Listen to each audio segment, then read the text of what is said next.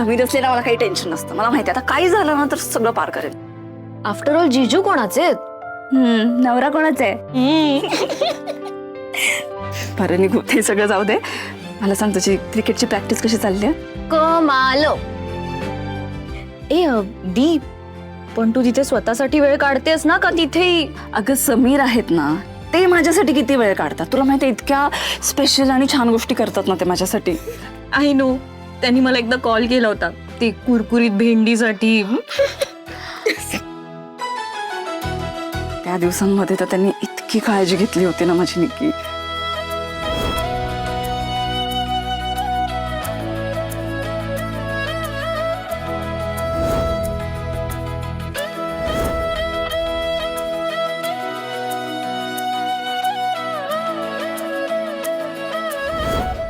आणि आज तर कहरच केला त्यांनी.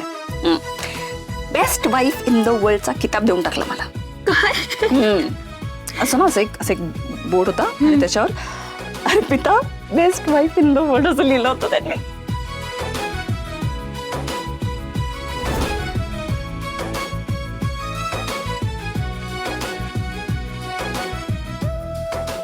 खूप भारी वाटलंय ना नक्की. खूप मजा आली ग. आजपर्यंत कोणी केलं नव्हतं नाही सगळं माझ्यासाठी. भारी वाटलं पण मजा आली. दी हे भारीच आहे. प्रेमात पडली असा प्रेमात पडली असा प्रेमात पडली असा. ए काय प्रेम बिम काय? मित्र होता मी.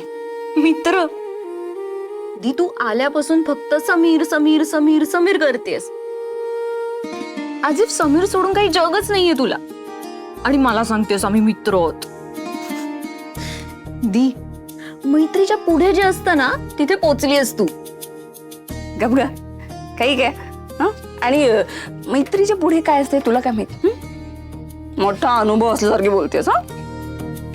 तुला काही आहे का अनुभव यातला? दी अनुभव कशाला असला पाहिजे? डोळे आणि कान उघडे ठेवले ना तर जगात सगळीकडे प्यार ही प्यार आहे. हळू जरा. तू ज्या प्रकारे समीर समीर करतेस ना त्यातच कळतं बंदी तो गई काम से. काही काय बोलतेस निकू. उलट तुझ्या या सगळ्या वागण्या बोलण्यावर ना मला तुझ्यावरच डाऊट येतोय. काय मोठा प्यार बिर काय तुझं काही आहे का बाहेर? अगं दीप आता मी जाते. काय सकाळी ना 5 वाजता मला प्रॅक्टिसला जायचंय. हा झोपायला हवं. हो जा तू आणि काळजी घे सगळ्यांची. तूही नीट जा आणि पोचलीस की मेसेज कर. करते. बाय. प्रेमात पडली असा आल्यापासून फक्त समीर समीर समीर समीर करतेस. आज इफ समीर सोडून काही जगच नाहीये तुला. मैत्रीच्या पुढे जे असतं ना तिथे पोचलीस तू.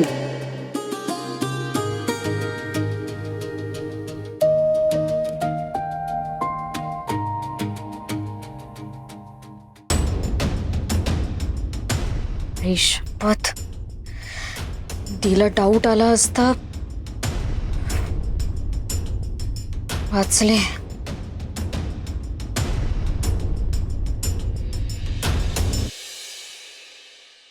एरवी आपण रिक्षामध्ये बसून फिरतो पण रिक्षामध्ये लोकांना बसून फिरवणं म्हणजे एक वेगळाच अनुभव असतो. काय एक एक नमुने असतात अर्पिता मॅडम. म्हणजे आज एक कस्टमर होता त्यांनी असे 5-7 रुपये सुट्टे सोडून दिले.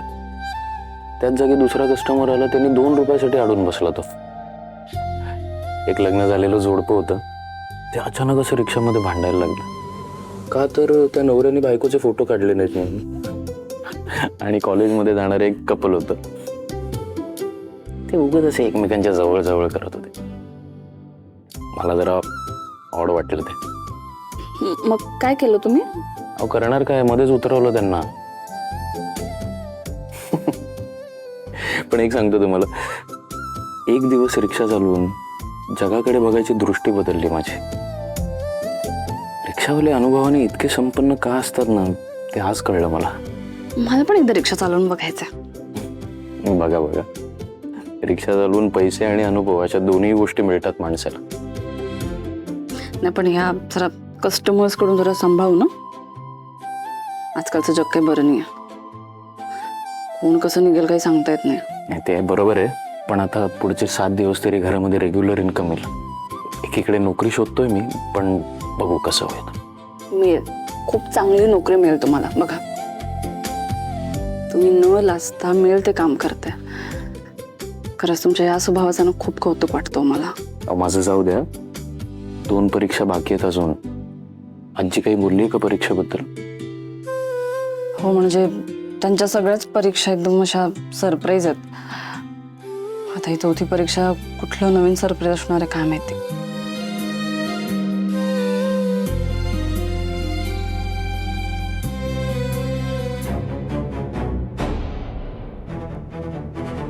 आता ना ह्या परीक्षेची काही वाट नाही बघायची आपण. त्या आधीच परस्पर अर्पिताला आजीच्या नजरेत